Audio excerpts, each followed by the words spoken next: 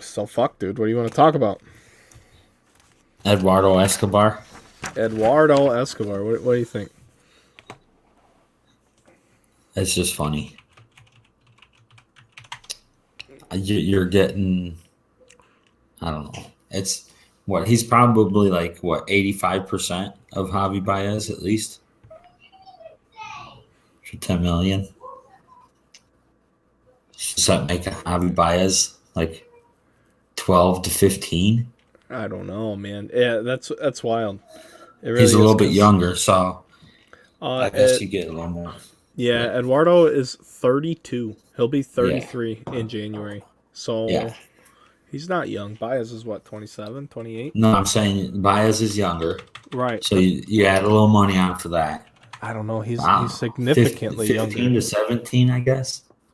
Baez is going to be 29 December 1st. So he's 4 years younger. So Uh, that's a big deal. two That's 2 years though. I mean, usually when you see the shorter contracts, you see a lot more money. But 2 years, ten yeah, but million a year. that's got to be the athletic prime. 29 for Baez. What is that? 29 to 33 somewhere in there. Baseball What do might be you think? baseball might What do be you think sooner they got though. offered from the Mets? Who, Baez or Yeah, Escobar? Baez. So Baez got an offer from. They haven't said anything, but they said they were so far apart that's why they just they signed three guys now, and they said now they're going to go after pitching. Yeah. Oh, it says oh, never mind. I'm sorry. Old article. Yeah, I don't know. It's crazy. Baez is going to get paid. It's just a matter of how much, and I think it's going to be too much, whatever that number is. You know what I mean? So like Starling Marte money compared to Baez, then you Uh, got if you they're compare probably pretty that, similar. yeah, you're probably asking for more from Baez then. I think. I just feel like Marte has a gigantic black cloud over his head, He and does, but he he's steals bases and gets on base. he's 33. When did the wheels fall off? You know what I mean? Yeah, He hit yeah, 310 last year, though. I mean, that helps him. He got paid, and yeah. that's what I'm saying. 33 is at his last prime year. It's tough for the I know. money. All you want for the money is what 345 on base, Yeah, and he was at 359 last year. 346 is his. Yeah, career Yeah, average. Yeah, I don't know. I don't know, but that's steroids too. There's steroids in there, yeah. so I mean that doesn't really affect taking balls though. No, I think the Adderall's that part of things, right? Adderall get you there. Absolutely. Yeah, I don't know. I don't know. It's slow developing so far, but I guess when is the let's see, the winter meetings are coming up next week, dude. Yeah, yeah, yeah. The lockout's Well, coming. mm-mm-mm. I believe it's December 1st, midnight. December 1st. For the lockout. Yeah, for the CBA is when the CBA expires. Interesting. I haven't seen a lot on like what either side really wants is pushing for. I mean, I don't know specifically, but I think a lot of it has to do with last season. The players wanted to play more than 60 games, and Manfred was just never going to let that happen. And he basically admitted to doing so. I mean, they had I know Verlander, I think Stanton, and a bunch of other major league players down there playing pickup games in Florida during the lockout, or I'm sorry, during the pandemic. All the while they're trying to get on the field, and Manfred and the owners behind the scenes are trying to keep it to 60 games. So they're just stalling. So I think they're upset, and I don't know the answer. The players just as much as the owners have turned it into a business. There's no loyalty anymore with contracts, team-friendly deals, any of that. So it's always now it's a constant struggle to get more, rather than they're not working together or even on the same ground.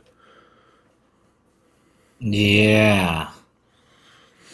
So let's see, the current one was ratified in December 6th of 16. I'd like to see, when did they ratify that one? Like how close to Oh, like the vote? how close to the work stoppage were they in 2016? Oh, I don't remember. Like it seems like they probably get pretty close every time. Probably, but I just feel like it just seems to be bigger this time. It says the union wants to change a core part of baseball's economic system, so they're trying to get rid of arbitration, or allow them to get arbitration earlier. It says the union wants to change a core part of baseball's economic system. Many players are severely underpaid early in their careers before striking it rich, in many cases after becoming eligible for arbitration and then free agency. For decades, by design, the system has surpassed the value of younger players while rewarding more experienced players. By now, as young stars increasingly dominate the sport, the other end of the economic equation is under stress too, because clubs' use of analytics and increasing reluctance to give lengthy and lucrative contracts to older players. So, an obvious solution would be to reduce the number of years of service time required to make players eligible for arbitration and free agency, but the challenge so far unmet is for the two sides to find common ground on such adjustments. So, there you have it. The players want to be free. The players want their money sooner, and the owners don't want to give up the control. Mm-hmm. Yeah. Yeah, I mean, like, It's happened with multiple players. The Mariners GM, or who was that? The guy that got fired over basically saying we're not burning service times on guys like Kelnick and Julio Rodriguez. And us especially, we saw it with Chris Bryant. They held him down just long enough to save a year of team control and service time, and guess what happened? His service time is up. They shit can him at the trade deadline, and the Giants tried to swoon him. So he's happier not here, So we'll see. Like, I don't think any teams have any kind of real loyalty anymore, other than like you hope that they have loyalty to the fan base to try and win, but obviously they want to make money.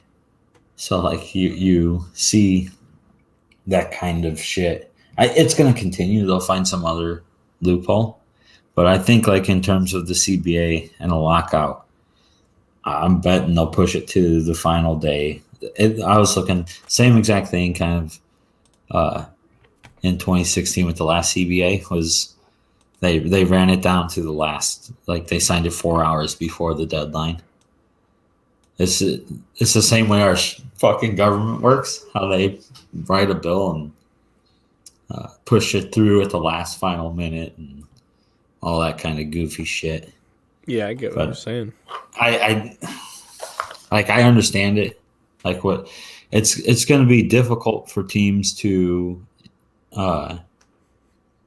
It's going to be interesting to see with young guys, because I'd imagine there will be an adjustment to that. When you start paying some of those guys sooner, how it's really going to affect payroll a lot. Because I mean, the teams that you see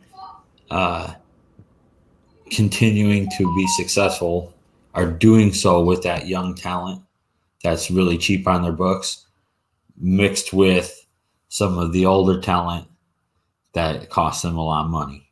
So like, it's going to be more difficult to kind of have that mix of the older veterans that you're still paying big money and the young guys. If you can't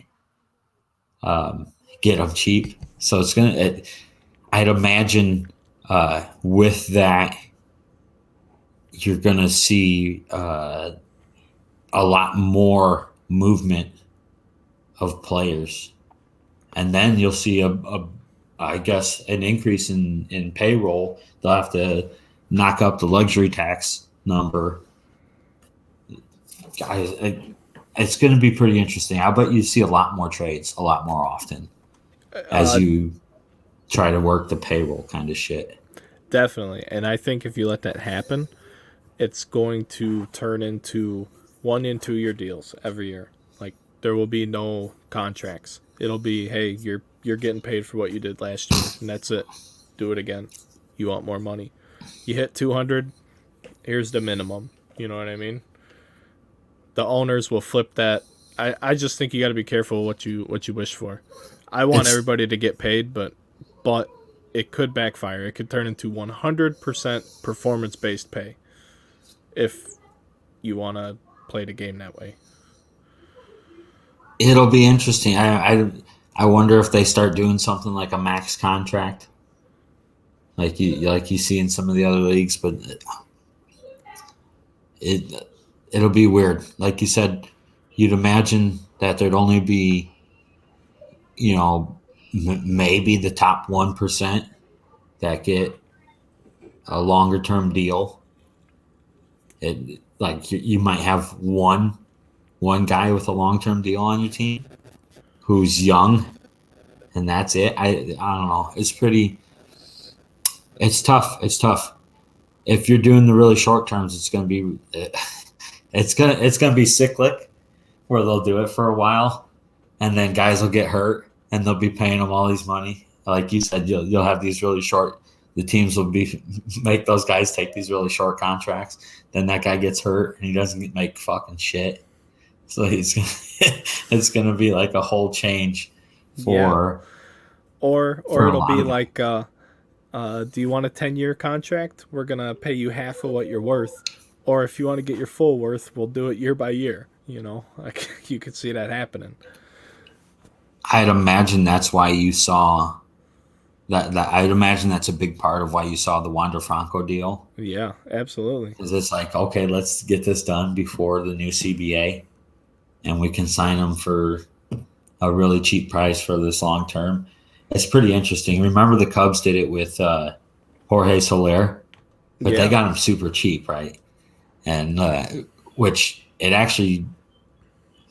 it was effective for him because it took him how many years to actually play a full season, but at the same time he secured himself a future in terms of like his money and stuff. So I the Wander Franco one, it's pretty interesting that you're taking that leap. So like they see something in him, but at the same time, you see stuff in guys all the time that never make it. So I don't. I th- It's a little bit risky for them, I think. Uh, it's uncharacteristic of the Rays, I think, to spend that much money. right, But right. it could end up being such a team friendly deal that they could trade out of it at any time, even if they feel like he's starting to decline. Right. Yeah, that's So and then on top of that, that's a under the current CBA. I feel like that's a really good deal for both parties, for the team and for Wander. Wander gets paid more money for the next 4 years, 4 to 5 years, than he probably would get paid otherwise. And then the way I see it is the first 4 years are Wander's, the middle 4 years are equal, and then the back 4 years are the team, where the team gets a little bit out of it, but that helps them build down the road anyway. If they're to that period and say he's not playing as good in 10 years than he is right now, they're not paying that money for him either. he just from that kind of money, he just has to be Starling Marte, right? Right. Right. You 15 home runs a year, 30 stolen Exactly. bases. Exactly. They're not paying him 1%er money at that stage in his career, and he could still be playing at that level. He's young enough, It absolutely is a possibility, but I think it works for all parties right now. Now, if that CBA changes, then maybe it was a bad move, but he's set for life. Any way you look at it, he's set for life. Him, his family, that's generational money almost. Right. So good for him. Hey, congrats, Wander, on your contract. Yeah, it'll be interesting to see where some of these other guys' contracts go after the Wander Franco deal. Yeah. Like I almost feel like you could see Juan Soto sign pretty quick. So did you see Clint Frazier? The Yankees finally cut Clint Frazier. No. Yeah, so they let him go a few days ago. They let go Rougned Odor, but I didn't see the Twins got rid of Williams Astudillo. So there's another $1 auto that becomes worthless. Did you see Adam Frazier, the Adam Frazier trade? I saw it, but I couldn't tell you a single piece of it. So I didn't see it good enough. It seems weird to me. I thought he was a decent player. And they traded for a bunch of nobodies. Raymond Kerr and outfielder Corey Rozier. It just seems like a Seattle Mariners trade, right? Not ringing a bell. I just fucking nobody. And dude, Adam Frazier's a solid baseball player. I don't understand. It's pretty interesting. Yeah, I don't know. Today or yesterday, the Rays traded Jordan Luplow to the Diamondbacks for minor league shortstop Ronnie Simon. Interesting. Luplow's been tossed around, and I feel like he's had a fair amount of success. He just quietly gets traded around. Pirates to the Rays, now the Rays to the Diamondbacks. Has he been anywhere else? He doesn't have good numbers, though. On base is decent, but his average is terrible. Cleveland, Pittsburgh, Arizona. Guy's been everywhere. So that guy was with the Cubs for a little bit. That Ronnie Simon. Oh, you know what? That does sound familiar. Yep. They signed him 2018 when he was and younger. 2019. Yep. Little guy. He's a little guy. Yeah, I don't know. I feel like 5'9", 150. You just don't see a lot of those in the majors. No, not at all. He had 15 home runs, though, in A-ball this year. That's hilarious. That is a tiny grown man. 5'9", 150. Yeah. No offense to this guy, if he ever sees it. I don't think you're ever going to see this, buddy, but we're not talking shit, I promise. Good for you. Just surprising. Yeah. The numbers are surprising, that's all. That's all we're saying. And go Cubs, go, of course. But you're no longer there, so. What else? Dude, what else do we got? So, like... How the hell was Thanksgiving? Thanksgiving was good. Did you watch any football? No, I don't watch that shit. Dude. Dude. It was terrible. It was terrible. No. Like, my brothers love watching the Bears. And I told them at the beginning of the season, like, I said, I'll watch one game just I'll tell you how good the team's going to be. And I watched the first game. And I was like, okay, this team's fucking terrible. But, yeah, I don't understand how they can continually watch that. The Bears are one of those teams, too. Like, when you go to Soldier Field, it's always sold out. right? Sure. Yeah. So Well, like they have one of the smallest stadiums in the league. They're leaving. They're they, moving out. yeah, They said, yeah, "Fuck you." The city of it, Chicago don't want them.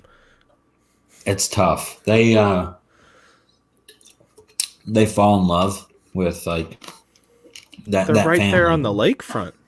The How do family, you? the McCaskey family, falls in love with like these people that they sign into these management positions that obviously have no fucking idea what they're doing or how to put together a football team. We gotta throw this And out they're there for like, the people. I'm a Packers fan. Pav is a Bears fan. So this is a Bears fan talking about Bears shit. I just live in yes, Bears country, so I know. it's how it's amazing how little it seems that these guys actually know about the game of football and how to put together a team that can consistently win. And it was, that was one thing that was like, it was always kind of a bummer. Uh, I never understood why they got rid of Lovie Smith when they got rid of Lovie Smith. And I mean, he continually put, somehow, continually put decent teams together, like managed the product that he was given Yeah, into like being like, he made the playoffs a couple times, but always managed to be somewhere around 500. the defense. Oh Just my fucking goodness, yeah. So Lovey Smith and that defense. That's it was scary pretty shit. interesting, like to see that they're like, okay, it's time for something new, but they had no idea what that something Who new was going to be. who'd Just they like, go okay, to well, after Lovey? Was it the Canadian? Was it Tressman? yeah, Or yeah. there was nobody in between? They dumped him, the best coach they've had since Ditka, for a Canadian football clown show. Well, they had the guy from Denver, right? Oh, what's his name? But he was after Trestman, right? Or was he before? Oh, it says Lovey was hired January 14th, 2004. He was fired December 31st, 2012, after the Bears missed the playoffs with a 10-6 record. He Yeah, got fired after a 10 yeah, and 6 record. yeah, They missed the playoffs, so that's bad luck. They probably lost a yeah, tiebreaker without looking. I'd yeah. assume they lost a tiebreaker. But it says because they started the season 7-1. Who gives a shit? It's not how you start, it's how you finish. And they went 10-6 and you're going to fire the guy? You fucking get what you deserve at that point. Mark Trestman on January 16th, 2013 was hired to be the new coach. So the Right. fucking get the oh my god, that didn't age well. And the Bears have been And cursed since then. What have they done well, since have they made the play? No, they won the division a few years ago. But have they made how many times have they been to the playoffs since they got rid of Lovey? not any time where they ever had a shot. And I can remember they went to the NFC Championship, right, versus the Packers. We were just talking about in 2011. So that was right. That was the year before? That'd have been 2010. But yeah. Going into 2011. Yeah. So was They that? went 11-5 that year. But that Yeah, was under that was under Lovey though. yeah, right. So I mean Tre- it's Tre- pretty yeah, so since terrible. Trestman took over in 2013, 8-8, 5-11, and then Fox came in after 2 years, 6 and Right, 10, 3 and 13, 5-11.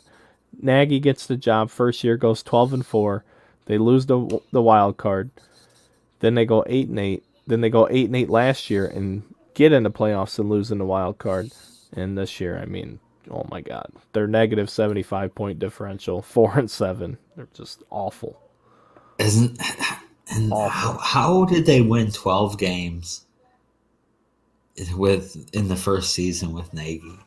That's Spence just oh Spence Langley and I went to the Bears Packers game at Soldier Field that year. That was actually when I met him. Shout out Spence Spence Lang. God, I messed this shit up. Spence Langley, aka Uncle Phil. What's up, brother? How you doing? Hopefully you Was see that this. the last year they had Vic Fangio as the defensive coordinator, I don't know, or was guys. he I'm not. gone I'm by not a then? Bears fan. Just It Lovey was Smith it was was the just guy. terrible. I don't know. It was just terrible. Look, Lovey Smith's non-playoff years: 7-9, 9-7, 7-9. Those are okay. Always 13-3, competitive. 11 and Always 5. Right, competitive. 11-5, 8-8, 10-6. They run him out of town. Get the fuck out of here. He had 3 losing seasons, and 2 of them were 7-9. Yeah, it didn't make sense. It didn't make It's sense. just terrible. It seemed like he was obviously somebody that those players liked to play for. So I Sure, don't know. sure, absolutely. How do you get that much out of those teams? They're one of those teams that they've always like. They always have. I They mean, always had you a had decent defense. Briggs and Urlacher and Tillman in there eventually, Right. but offensively they never had much until Cutler and Brandon Just Marshall. running backs. Right. He Just had running one backs. and Matt one Forte. and one at a Right. time. Right. Yeah. So it's pretty rough. I don't know. I don't. That's why I don't watch football anymore. how can you watch that team and be entertained? It's so depressing to watch a team that bad. Oh, I don't that's know. funny. It's like I said to you before. The only sport that I watch, the only team that I watch lose is the Cubs. They're the only team I'll watch lose. Anybody else, I don't want to watch them lose. I don't want to watch the Bulls lose. I especially like growing up watching Michael Jordan, right? Like we watched Michael Jordan. How do you watch the Bulls lose then? Right. If that's what you're used to, and this is all you saw growing up. You just watched the greatest teams that ever Yeah. existed, and then now and even like even like after Jordan, when you had Heinrich and all those guys come in, Joakim Noah and all those Ben guys, Gordon and Luol Deng. Yeah. right? You had teams that were still competitive, made the playoffs. They weren't great. Then Derrick Rose comes in, and it's like, oh man, here's this MVP guy, tears both of his legs in half, and that's just the end of it, right? It's all over. And oh my god, how terrible was watching him tear his legs in half? It's just like, oh fuck. But Yeah. I'll never forget it. I'll never forget it. The Atlanta saw Hawks that team. in the Here they playoffs. go. Makes a jump stop into the lane for the layup and blows his fucking leg out. And that was it. And everybody knew it. Those were the saddest free throws I've ever seen in my life. And it was that was the thing, right? It's like no one could beat LeBron in the East, and then here comes the Bulls with Derrick Rose, and it's like, okay, this team might actually be able to do it, and then over. He's just so explosive. It's rough, but I don't know. They're entertaining again. So they've had some. They haven't quite learned how to 100% play together. Obviously, you got a superstar in DeMar DeRozan, who's a resurgence into a superstar, right? He had a little bit down, but now all of a sudden it's like, holy crap. And Zach LaVine, who is just growing into top 10, right? I'd imagine he's growing into a top 10 player now. So you have just those guys kind of figuring each other out. And like when you watch those games, it seems like, okay, this guy has an off night and this guy tries to pick up that slack. But eventually, when those guys figure out how to kind of play off each other a little more, I'd imagine they're going to be a lot more difficult to beat. So it's kind of interesting, and both of them are learning how to play with. Like Levine played with Vooch last year, but that's it. So all of a sudden you got Vooch and DeRozan, where okay, now we have to learn, these three guys have to learn how to spread the floor and play with each other. Sure. So I like watching them. I think they're going to be a really good team, especially like over the next 3 years. I think they got a really good 3 year window like coming up. So it'd be kind of interesting to see what they do. And what a fucking change for that team when you really look at it. You know, when you had Paxson and Garform in there, and it's like, okay, we knew exactly what we were going to get every year. This is like, okay, here's what they're going to do. This is what we're going to see. And it's like, man, how long can you keep trying to do the same formula and it not work? And then finally they're like, okay, well, we'll bring in somebody that understands the game a little better. And it's pretty obvious to see that he knows what he's doing better than the other guys. So, Oh yeah, yeah. They're terrible. I mean, they're terrible. Gar Pax was just an abomination to basketball. They were trading away guys and giving away picks to get players in return that weren't even as good as the players they were giving away. It's just the most ridiculous shit you've ever seen. It's like they were playing 2K and they had the trade difficulty turned all the way up and they were still just giving shit away. It's unbelievable. Just the worst shit. I mean, but then I'm going to sit here and contradict myself with the whole Levine for Jimmy Butler trade because I don't know if it's working out, but it was better than I thought it was going to be, especially with Levine having blown out his legs. it turned out that was really, Because I was pissed when they traded Jimmy Butler. I was furious. We got what, Chris Dunn and Levine? Chris Dunn's already gone. He didn't do yeah, much. yep, Chris Dunn, He was just a young guy too. yeah, yeah, So that was pretty. That was, oh man, that's the thing is like, okay, so the team you have right now, Jimmy Butler or Zach Levine, you think the team's better with Zach Levine, the current team, or Jimmy Butler? Just trading that one guy. oh, I don't think it matters at this point. I think they're legitimately equals at where they're at in their respective careers. I think Jimmy It's, might be starting to slow down, and Levine is still maybe getting to his full potential. and yeah, yeah. Jimmy Butler's making a lot of money too. It really turned out to be how lucky. Turned out to be a really lucky Like deal. Butler's 32, Levine's 26. It's 6 years.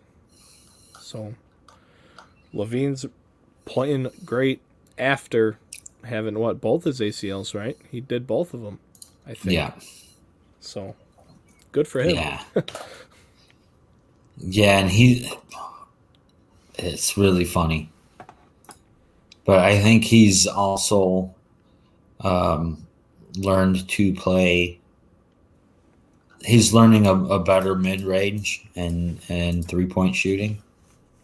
So that I'd say that helps him a lot. Whereas like, Derrick Rose really didn't pick up the 3-point until later.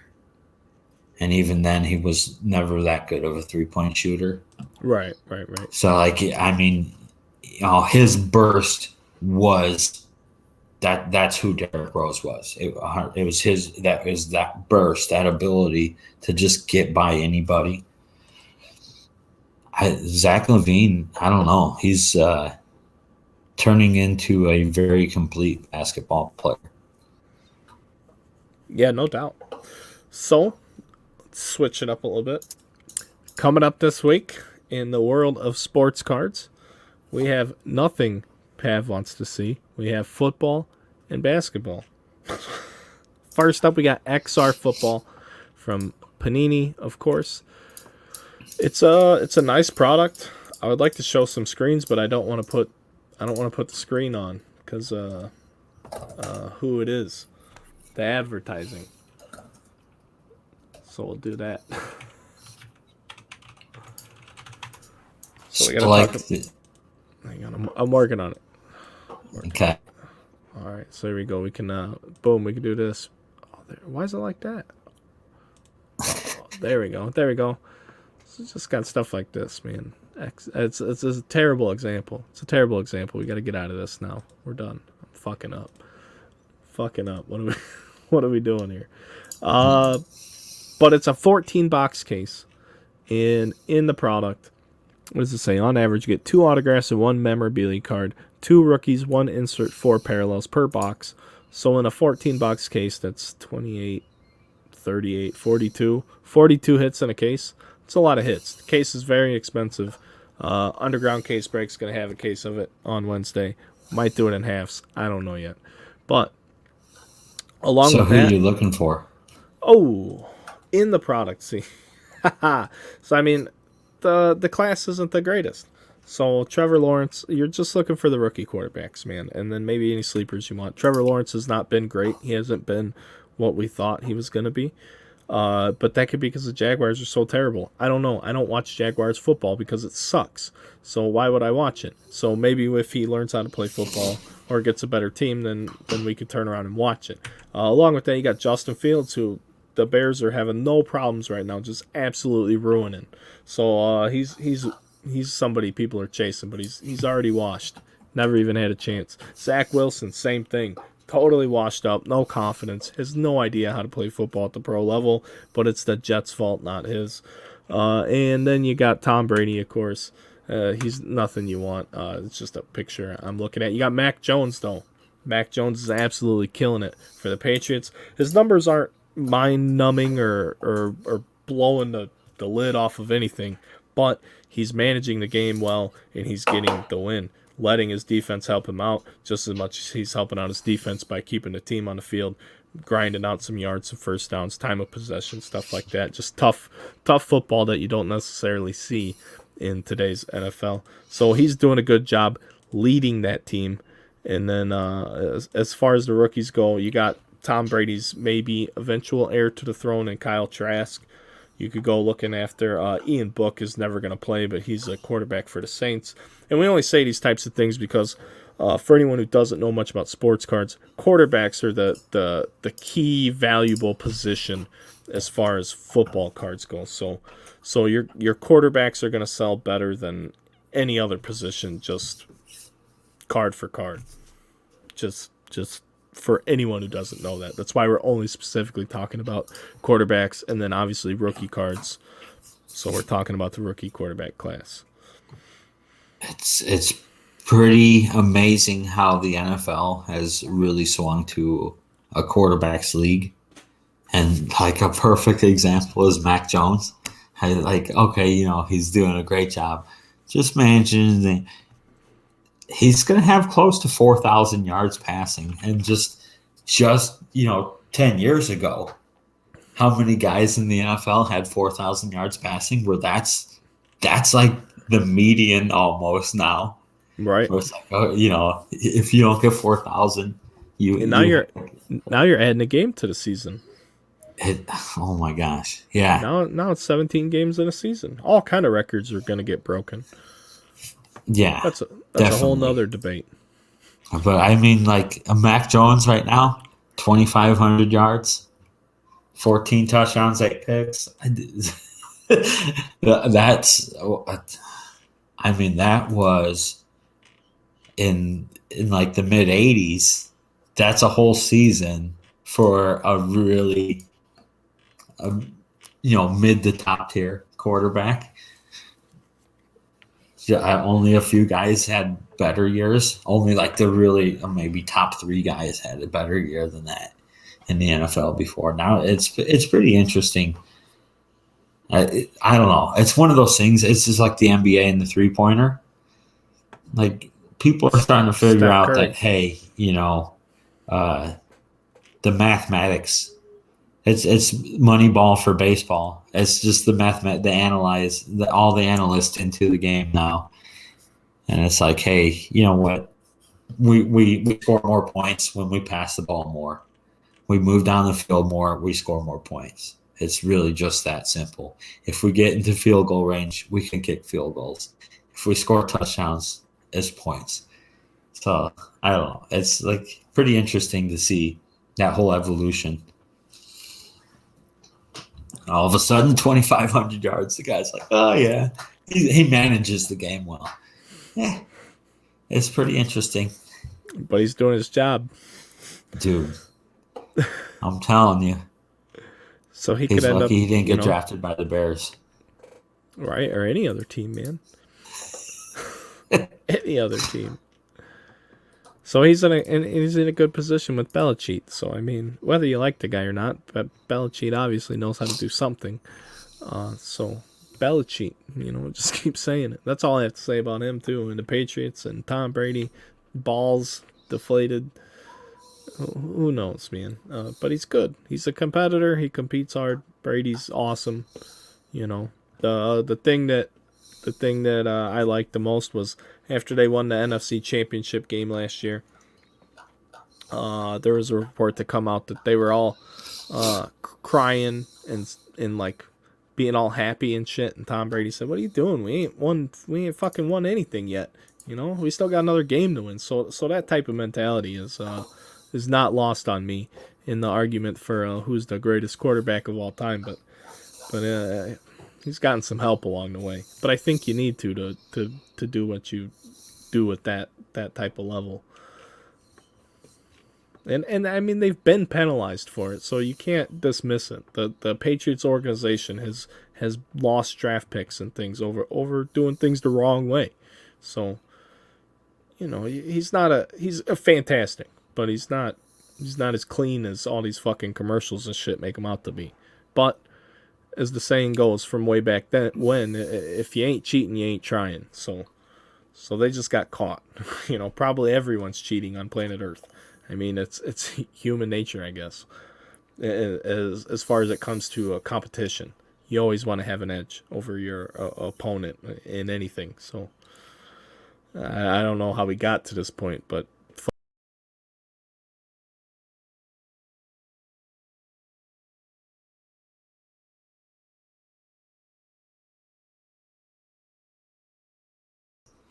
Bulls fans can't be upset with the decision to grab Lauri Markkanen. You've put up with Nico Mirotic far too long. Markkanen is way better. oh man, Lauri Markkanen, I liked him when I first saw him, but he just never had that instinct fucking trash, man. to finish. Yeah, he just couldn't finish. He's not a ball player. I don't know either. Yeah, and it's like when you watch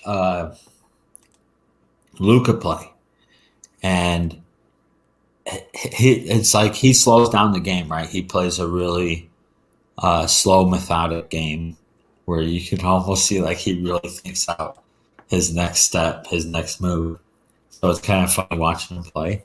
But at the same time, he just finishes. So like even though he's not this explosive guy, he finishes trying to score the ball and whatever he's trying to do at that point. It seemed like with Lauri Markkanen, it was always just, I don't know, he just got stuck up so many times. He never had it. I couldn't even tell you what team he's on right now. Oh, the Cavaliers, maybe? Yeah, see? Yeah. They signed him. He's a restricted free agent. They signed him, and the Bulls didn't match the contract, so the Bulls let him go. Yeah. Because that's the one thing I do like about the NBA and the way they handle their free agency is the first player's free agency is a restricted free agency period. So another team can sign him, and it's up to the home club, the drafting club, if they want to match it or not. So I think that's a cool wrinkle too. Okay, let's see if the player's good, some other team will pay for him, and then it's up to the team that drafted the player to match it. So that's a cool wrinkle about the NBA that I don't know, maybe not everybody knows about. But it's unique amongst all the other leagues, I believe. Hockey, I think, has restricted free agents as well. The Bulls are on right now.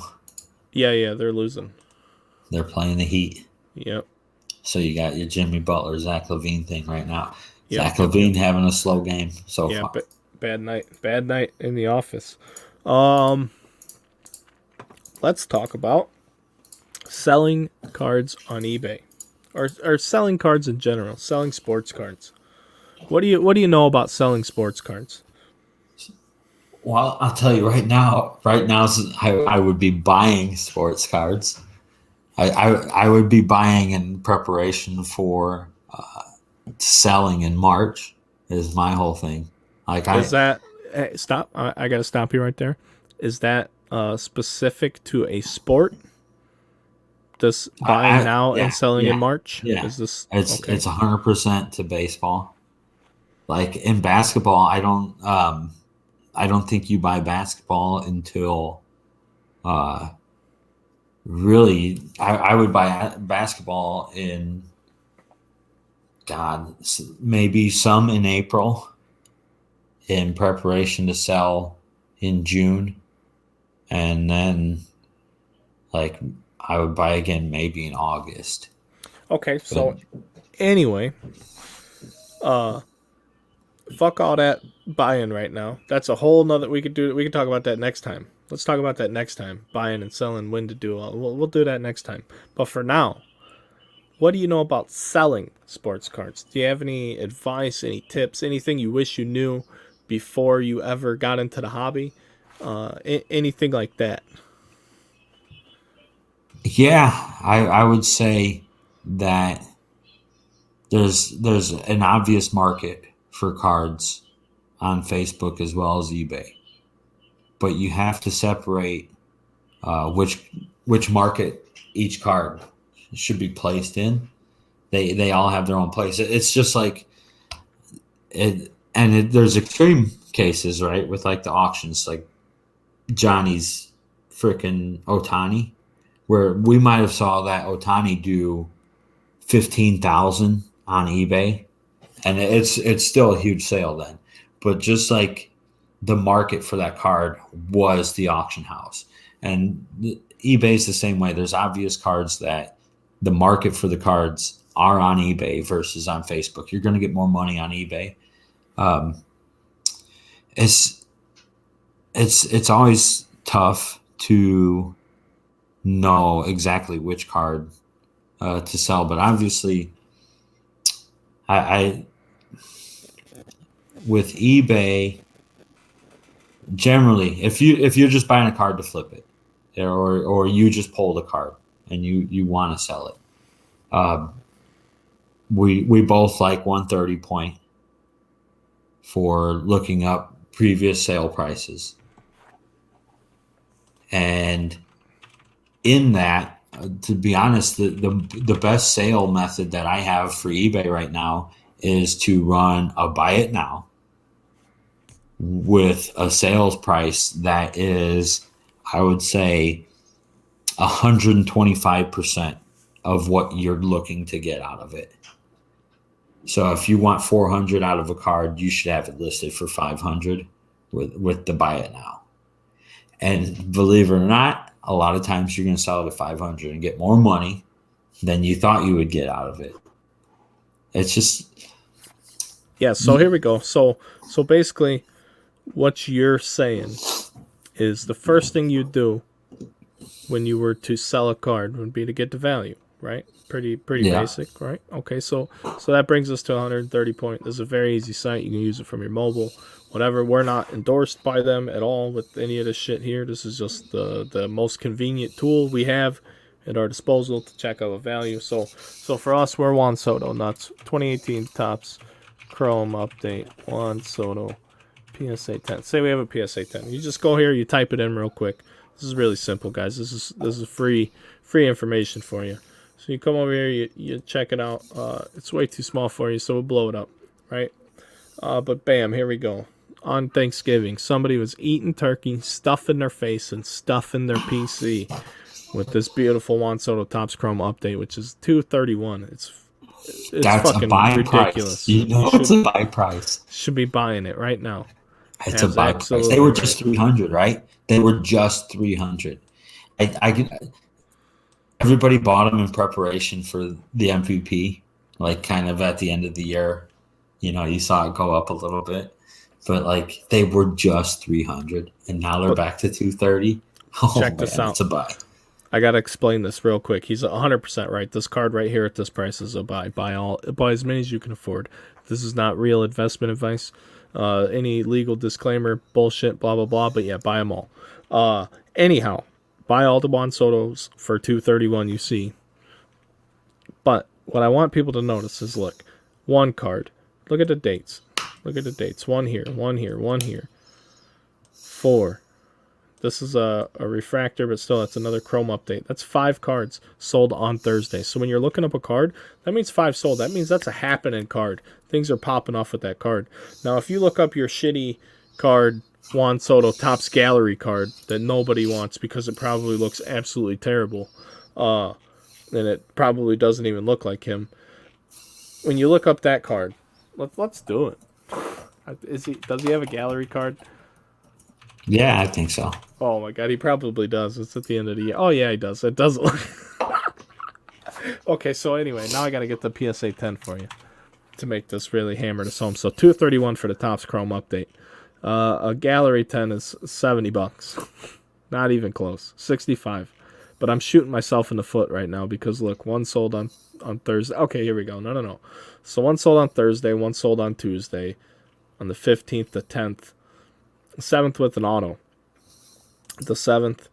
My point is this card doesn't sell every day. So if this card only sold once a month, that comp from 3 months ago doesn't necessarily mean that that's the price. And that's something I can't hammer home enough to people is just because you see a number, that doesn't mean that that's still the number. If it was 6 months ago, the market, look at where the market is now versus where it was 6 months ago. So you have to be careful when you pull your comps. You might chase a lot of people off, or you might set your expectations too high, or you could even have them, in very rare cases, you could probably be conservative with what you think, and you might end up giving something away. So that's it.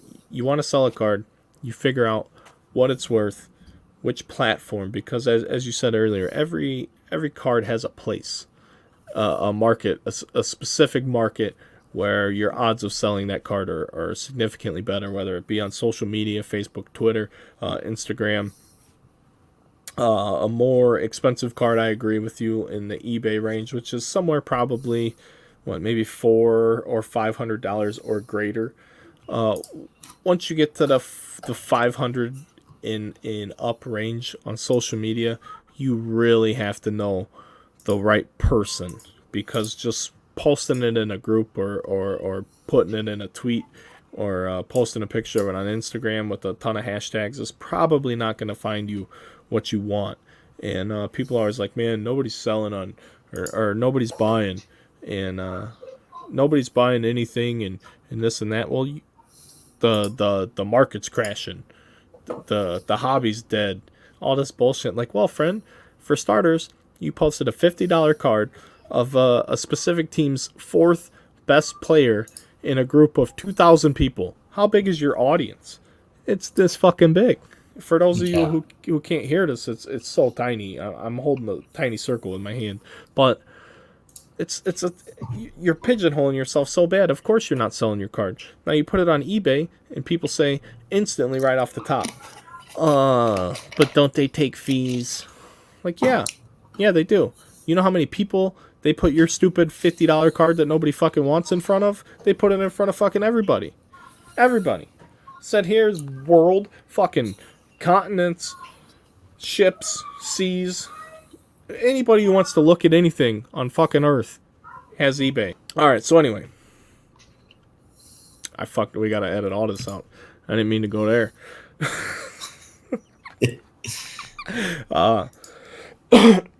So anyway, you got this shitty $50 card that is very specific to a very team-oriented collector that not anybody's going to buy. Where does that card need to be posted? Does it need to be posted in a Facebook group of 2,000 people, or does it need to be posted in front of the entire world on eBay? I mean, you're going to sell that card on eBay 20 times faster. So who cares about a fee? I mean, seriously. Your card's not going to sell otherwise. Pay the fee. Get your card in front of people. I feel like that's the most important thing. And then it's like when you tell people this, they don't want to believe you. And then the next thing they say is, well, I'm always afraid of a scammer or a guy who damages my card.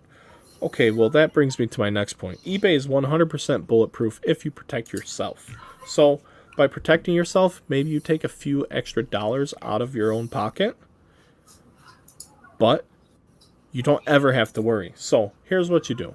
You set, and it's specific to everyone, you set a specific dollar amount that you're comfortable losing in case anything goes bad.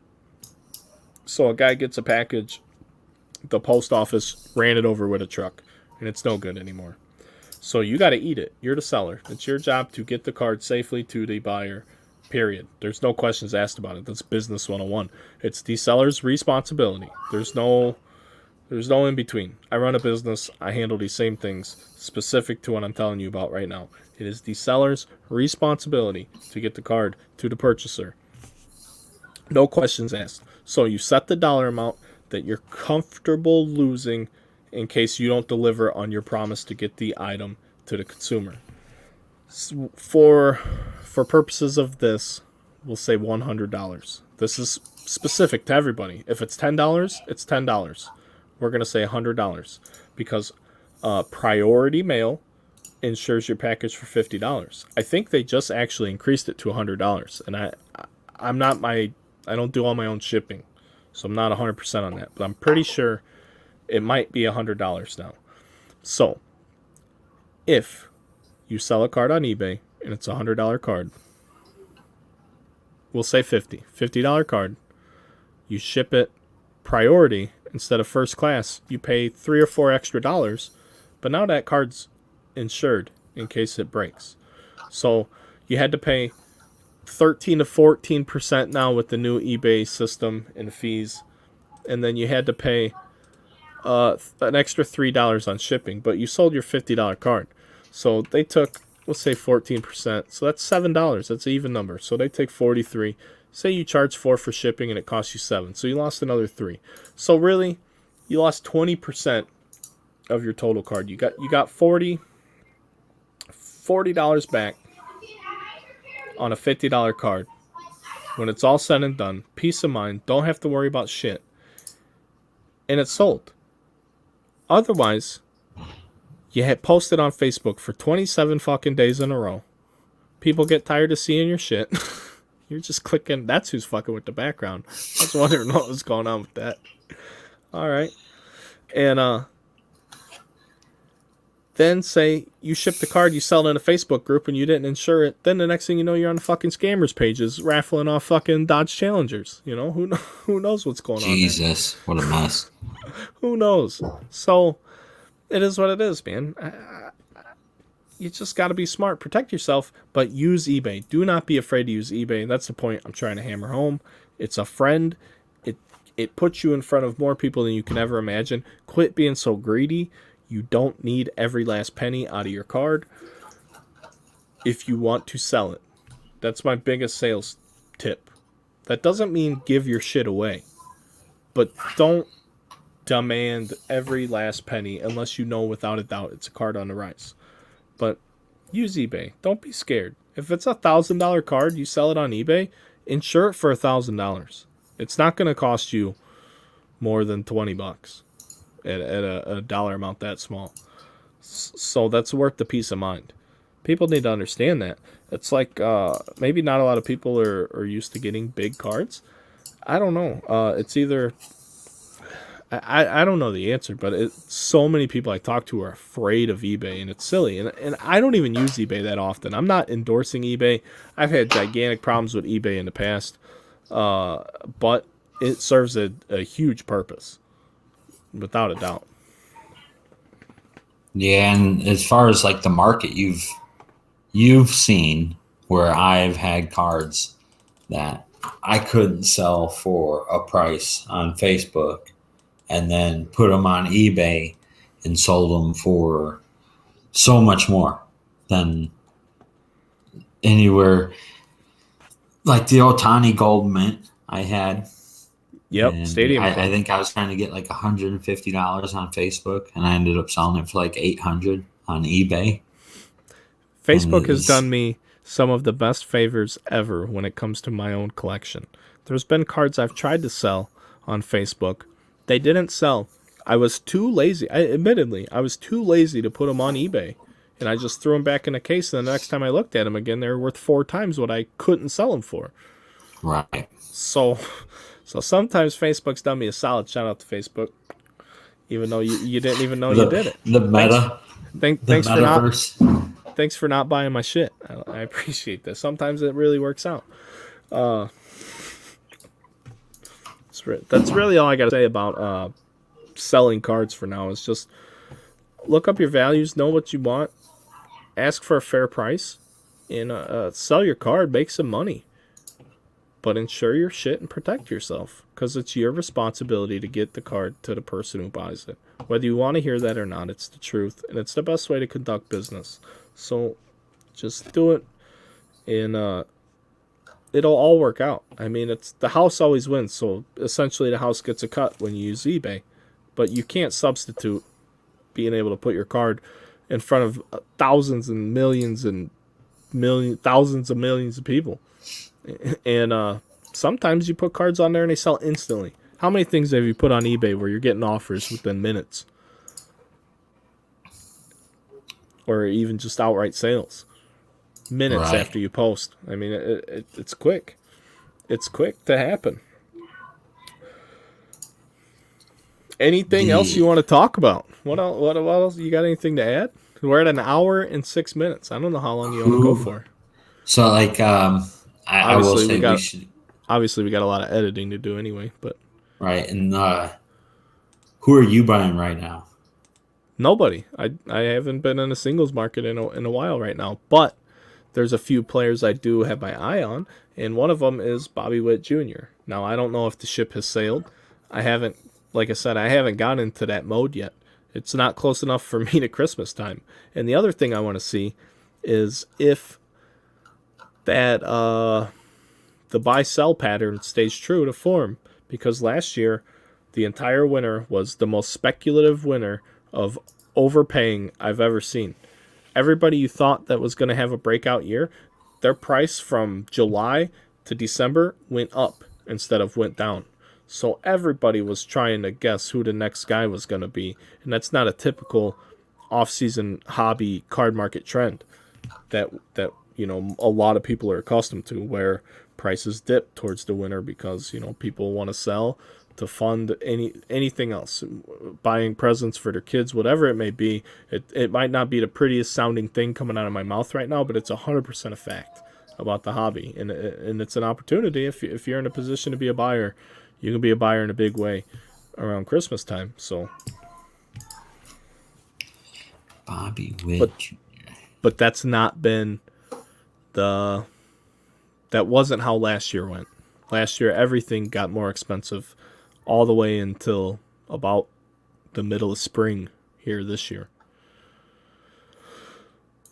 Yeah, I think like But yeah, Bobby Witt Jr. was a minor league player of the year last year. I mean, obviously, we already knew about him. He was the number 2 overall pick, the poster boy of 2020 Bowman, until Dominguez hype came in and took over that freight train. So, I mean, Witt's been a prospect with the hype, but he's backed it up to this point so well, and he's extremely young, if I'm not mistaken. And I always take the youth when it produces. He's 21, so he's not as young as I thought he was. But he's 21. He'll be in the big leagues this year. If not, it'd be an absolute shame. And that's when I like to buy my players. So if you ask me about quick flips or like in-season or single-season flips, I like to buy those guys that I know for certain are going to be in the big leagues within 365 days I purchase them. Maybe even sooner. Maybe like 4 months. Quicker. And then just cash out on the hype. Whether he performs or not, you get paid. yeah, I like selling in March. Yeah, I mean, even let him get into spring training. Absolutely. Yeah. Just get people talking. That's what I did with Wander. I sold all my chromes. I started buying them in August of 19 or 20. I'm sorry, 20, and then we sold them. I sold them all before I even got called up. I started selling during spring training as the hype was getting palpable because people are like, "Hey, we're in spring training. Is he going to make the team out of camp?" All those talks, and everybody wants to be ready with their wanders on deck. Shit, I already been done there, had that, sold that. Get it out of here. On to the next one. What's the next one? I ask me when it's time. One at a time, maybe two at a time if I'm playing both sports. 3 sports don't matter. But I'm not the best with basketball. I've made some money on basketball cards. I've lost some money on basketball cards. Basketball cards are maybe the only slabs I've ever sold at loss, ever, because we've always done especially you and I, we've always done send it in to grade back when you could grade for $8 a card with PSA, things like that. So we've always been able to turn a profit, going that route. But basketball for sure, trying to buy and make investments or flips. I've made money, no doubt, but I've lost some money too, and nobody likes to lose money, but sometimes you need to lose money on a card just to move it, just to get some of that money back, just to put it somewhere else. It's just like an investment, I guess, when you think of it that way in terms of the actual money part of it. Yeah, I don't like I saw PSA is going to be open regular service again soon. They put a price on it? It's going to be expensive. I would say at least $50 a card. Yeah, that's exactly what I was thinking. $50, and it's still going to be 6 months or better. Yeah, it's pretty interesting. Like, I can't believe some of these, like their complete through dates on PSA. I feel like we got some stuff there that isn't within their complete date period. We shall see. Yeah, it's getting closer, I guess. I think I got something coming up for Steve Nedberg that's going to be done pretty soon, so he'll be happy. Monday, I gotta send that card out for Thomas. For Beckett. Yeah. For the folks who's watching around, Thomas knows I've been in contact with him. This is a gold 2019 Topps Chrome Gold Rookie Refractor autograph, and it is absolutely beautiful. Yeah, and if you want to know how important grading is. Personally, I have one. I have a 9.5 with 3 9.5s and a 10 for subgrades and a 10 auto.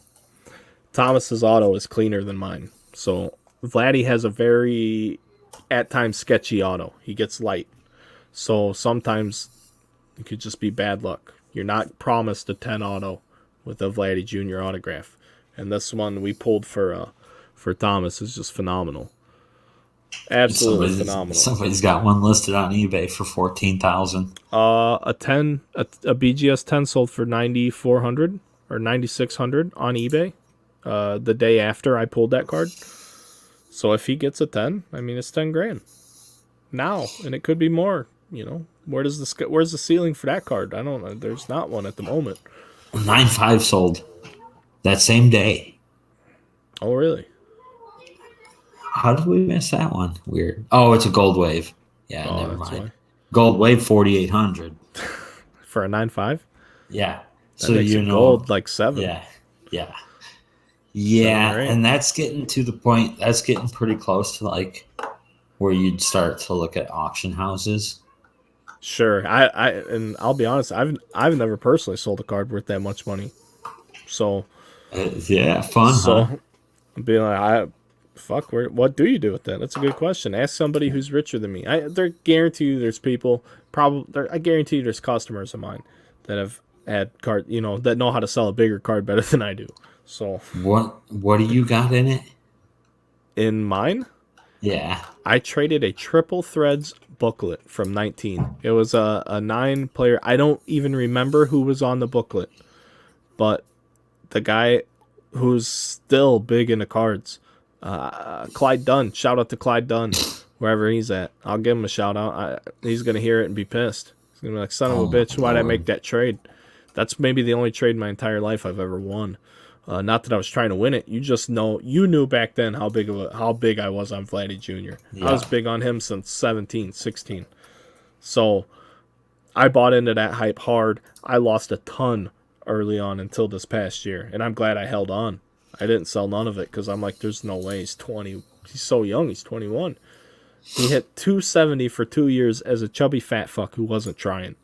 He hit above major league average, and it was still an absolute failure compared to the hype that he had when he came into the league. What does that say? You're destined for greatness if that's where your barometer is. I can't believe you traded that for a frickin' triple threads. It was a patch auto booklet, but I want to say there was pitchers involved, and that was the reason I made the trade. I don't think it was all pitchers, but I believe pitchers were involved. That's a pretty lucky deal. Have to ask. Pretty astute. See, if I knew we were going to talk about this, I could have brought Clyde on. Right? And hey, Clyde, remember that trade you? Made him feel really good about it. Huh? Nah, man, that dude drives fucking race cars. He's got a badass little family there at the track. That guy's fucking kicking ass in life. Shout out to Clyde, man. It looks like you're kicking ass in life, friend. That's all. And hopefully you and everyone else had a good Thanksgiving and all that shit too. So we got that out of the way. What else do we got to talk about? Well, I wish there was more trades in baseball right now that we could talk about. More movement. Yeah. But we're getting there. Winter meetings. I think they got to figure out the CBA shit first. And once they get a deal locked in, lockout or not, I mean, I think the lockout's happening, but I think once that wraps up, then you'll see things. The teams will know how to form a picture for their rosters for the upcoming season. They'll know what they need to do, what pieces need to fit. How can we make those pieces fit? Do we have to do these deals? Are we losing team control? How do we assemble the roster? And plan for the future, I think, is the key with that. Because it's not just what you do today; it's is it going to affect tomorrow as well? Yeah. I unless you're absolutely all in on winning every year, like the Dodgers and the Yankees and teams with all this unlimited money, but not everyone is, and teams that, like you said, with analytics, whether you like them or not, I can't stand them.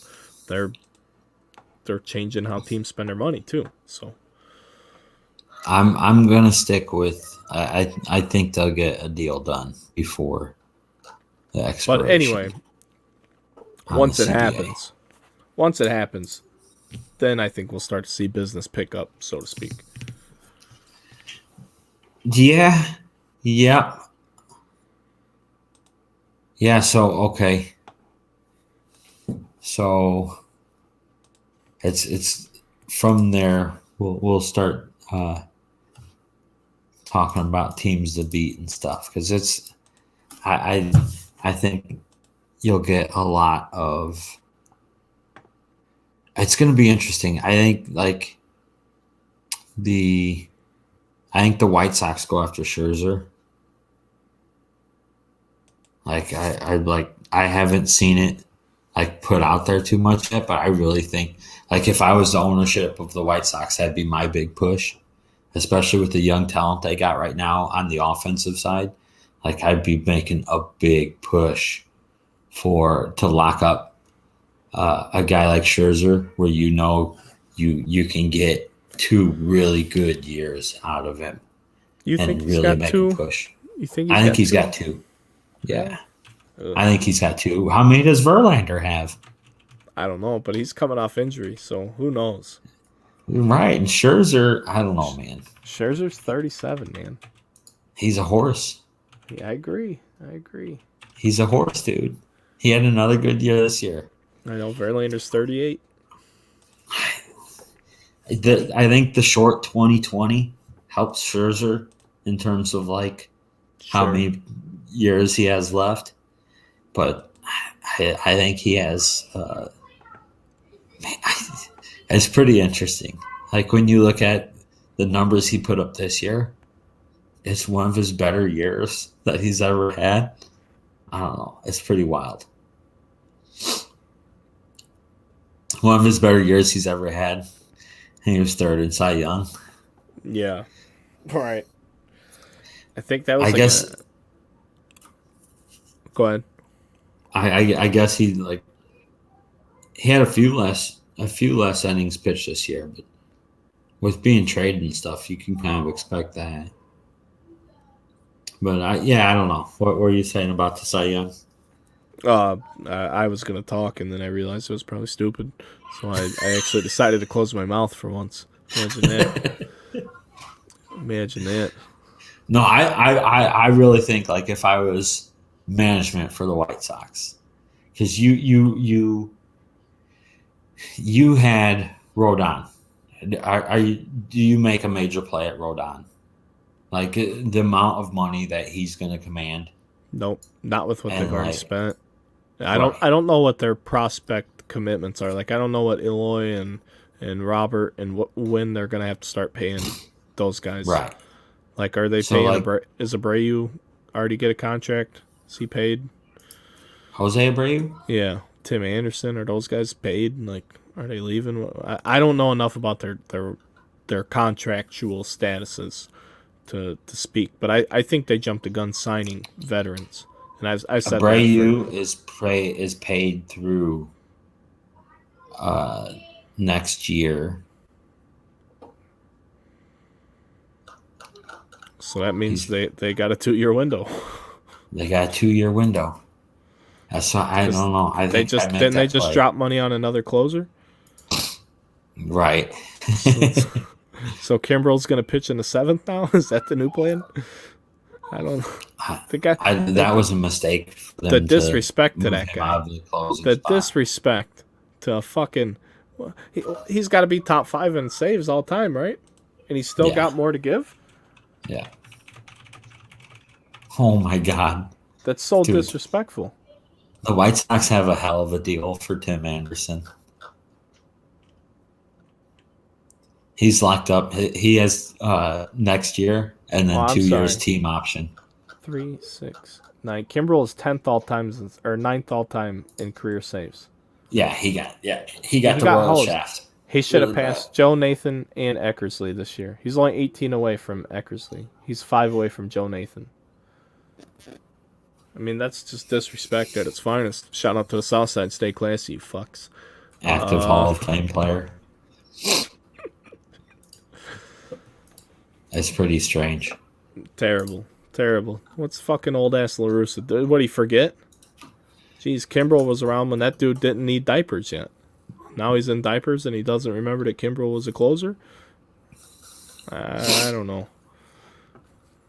Got nothing good to say about the South Side. Yeah, because so like Lance Lynn's gone, Rodon's gone, so you're losing your 2 star pitchers, which both of those guys they weren't. The Sox fans that I know and talk to, like that's what always worried me about them for the postseason was they didn't have postseason ready pitching, and it showed when they got there. So.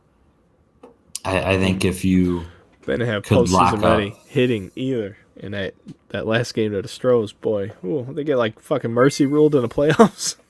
Yeah, bounced and them right out. So like if you could lock up some guys like that, I don't know. I think I'd make that play.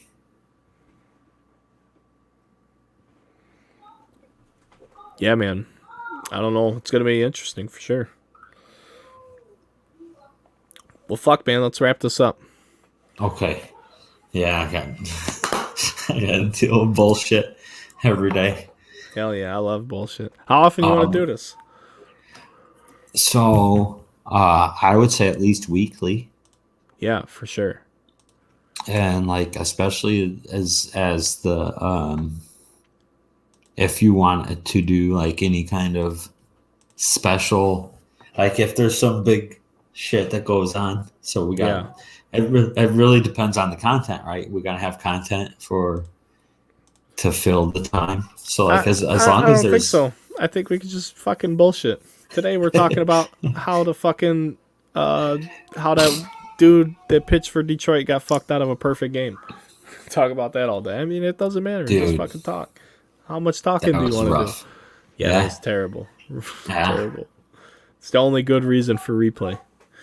Oh my god. Other than that, fuck off with the balls and strikes, man. Don't take the human element out.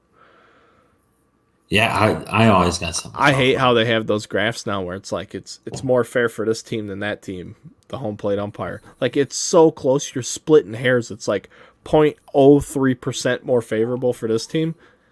Like, do you understand how incredible that umpire did out there tonight? Like, do you have any fucking idea how amazing he did his job tonight? And I'm not here cheering on umpires. I don't have not one single umpire card, jersey, autograph, costume, uniform, any of that shit. But do you like people just don't understand, you know? They're so easy to discredit how hard it is to actually fucking make that call, that ball and strike call. Oh my goodness.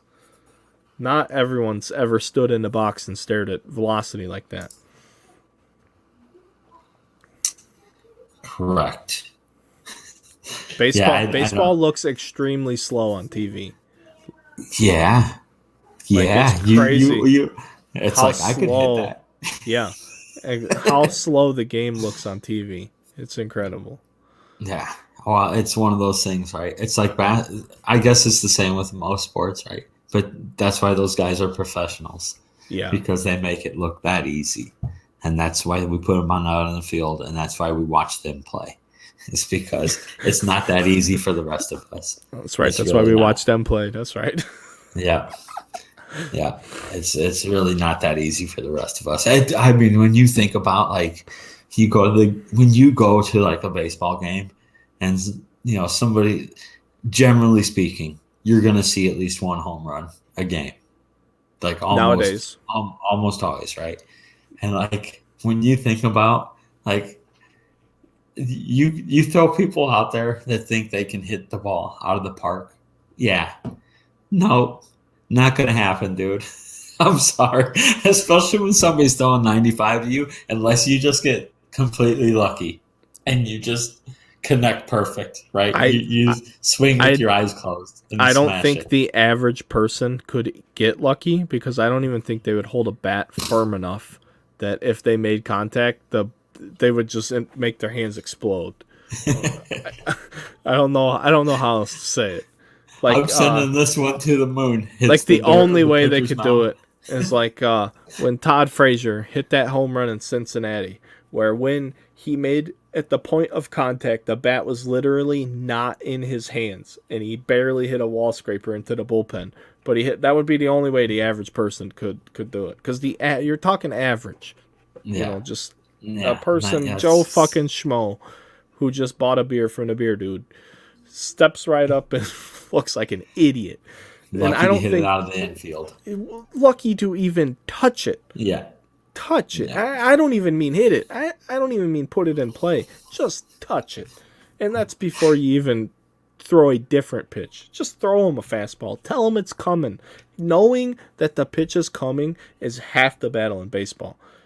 That's what makes it hard, not knowing what's coming and It's pretty impressive. how quick you have to make the decision in real time. It's not a premeditated decision. You don't get to say, "Oh, I know the fastball's coming." In football, you know sometimes when they're going to pass. In basketball, there's a shot clock. You know when somebody has to shoot. In baseball, you don't know what the person's throwing, and you have to make it's so fast. And unless you've done it, and I've done it, and I didn't say I was good at it, but I've done it. Unless you've actually done it, it's so hard to put into words. You can That's go what to a, makes. you can go to a I'm batting sorry. cage. I'll hammer this home real quick. You can go to a Yeah, batting cage and look at 90 on a gun, but you don't understand when you're doing that you already know that that's what you're going to see. yeah, Now yeah. throw a breaking ball or a curveball and see where your body goes at a given time. You'd be out here looking like a fucking noodle. Being, it's just It's insane. Yeah. It's Yeah. insane. The discipline, the skills, the abilities. It's insane, and that's what makes it so fun to watch. It's the worst big leaguer is just an absolute freak of nature that gets no credit for it because he's a fucking loser turd that nobody likes. Because he sucks on the team that you root for. But in It all kills me. reality, that guy is so incredibly gifted. Just maybe a few things are not lining up for him. It's this that separates the elite athletes. It's this much. It's nuts, man. Those guys are incredible. All of them, even the ones that didn't make it, are probably incredible too. So It's pretty impressive too when you look at like the defensive skills of Major League Baseball players. Like all the time, not a bad thing. every single Yep. guy that plays Major League Baseball would have looked like a Gold Glove fielder playing at any other level. Every Any single big one of league those guys fielder is could play 3 positions in a slow pitch league. and every single one of them is the best player on his team in little league, high school, all that stuff. All through all the. It's pretty impressive when you think about like, that's the one thing like that will get you all the way to the majors. You can be an elite defender Yep. and make a Major League Baseball team and have very little. Like you have to have some hitting skills, but you can make it. It's pretty impressive. It's harder now than it used to be, but it's still possible. Right. Definitely. And you got guys like Kevin Kiermaier, all-star, and his bat's not that good. Yadier Molina didn't have a good bat until past his prime, really. But those guys are elite. Then you think of guys who just got by, like Darwin Barney, Gold Glover, couldn't hit water falling out of a boat, And he wasn't that bad, but he didn't hit very good. You had Billy Hamilton for the Reds, fastest guy on planet Earth, could barely hit at all, and ended up not sticking around forever because of that. Byron Buxton was another guy, but he's learned to hit, so it's defense will get you to the big leagues. So I got Key Brian Hayes and Evan White up to the big leagues in terms of recent players, but their bat is ultimately what has to do enough to keep them there. Yeah, But yeah, definitely. the glove gets you there, no doubt about it. You got to have the If you glove. want to be a young guy and get to the Yep. big leagues, Nobody's yeah, looking for a DH yearman. Fuck off. Go back to the yeah, minors. yeah, I hope he sees us. Somebody tag Mercedes. yeah. Because there's in too this. many. There's too many guys that I'm they know retiring. can hit that can do the DH thing.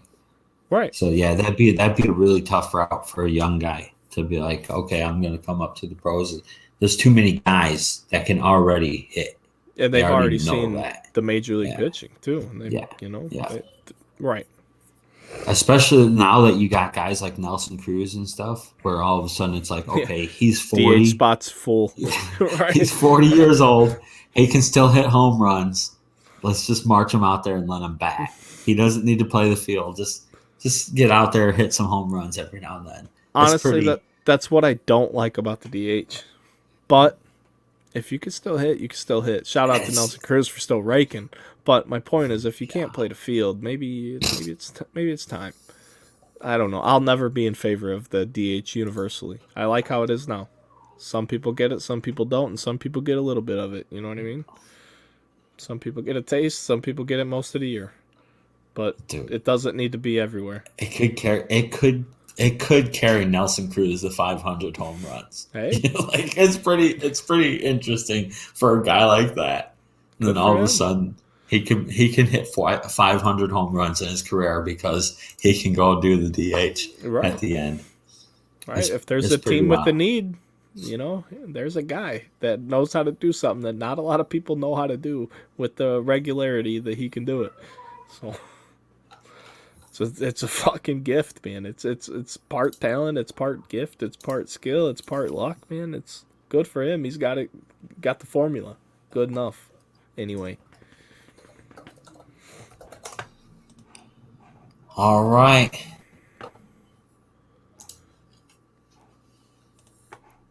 What else you got over there? You good? I think we about did it for. All right, well, This is a good starting point, I'd let's say. wrap this up and see how fucking awful this was. How much shit we got to clip out. Got an hour 35. All right, cool. I'm Cool. glad So you're editing it. I don't know. I don't know what I'm doing. I don't know what the fuck's gonna happen. But anyway, you got anything you want to say? You want to plug anything? We could talk Any? about the things I want to plug, but that's not appropriate for Oh, gotcha. this Copy broadcast. that. It might be. I don't know yet. We'll find out. All right, cool. Yeah. So anyway, that's Mike Pavick, PavDaddy. You can call him PavDaddy. He'll be here with me, hanging out, doing this bullshit. We don't even know what we're calling it yet. This is just the very Not first yet. episode. I told Brad I like Lunch Ladyland. He likes Lunch. Sloppy Joes. I said, dude, if you're gonna call it fucking Lunch Ladyland, you might as well call it Sloppy Joes, because that's what this is gonna be. Two Sloppy Joes. Sloppy Joe. Two Sloppy Joes. Sloppy Joe. Yeah. So anyway, just get in the comments whenever you see this. I'm gonna leave that embarrassing clip of me impersonating Adam Sandler in a video. In the comments, if you got a suggestion, you like one of ours, I don't give a shit. Tell us what you think. We got to find a name for it. Like I said, this is the pilot. My name is Brad Ross, owner, operator, Underground Case Breaks. You can find me anywhere on the internet. UndergroundCaseBreaks.com. We break cards. We have fun. PavDaddy, easy tankless. You ever need a fucking water heater, you go to Home Depot and buy one that says easy tankless. Best logo in the water heating business. Yeah, and if you're gonna call me for tech support, don't buy mine. Oh, shooting himself in the foot right away. All right. You ever get those customers? I'm telling you, I know you get them. It's just like when I get on the phone for them, and usually Kenny answers all the phone calls. When he gets one where it's really upsetting him, and he hands it off to me, it's like, look, dude, I think the best thing for you to do is just take it back to Home Depot and get your money back. I can't help you. There's no helping you. You can't help some people. 100%. No, there's no helping you, man. But what I will Sorry. say is, are you ready for? Hang on, this isn't what I want to say. Hang on, we got to do this here. This is what I want to say. I love all my customers equally. Love you guys. It's such a terrible lie. It's such a terrible lie. I ain't lying about shit. We Love all you guys. have favorites. He's a liar. We all have favorites. I ain't lying. Mario Yamasaki in this bitch. Love everybody. All right, guys. You guys have a great night. We'll see you next time. Peace. Adios.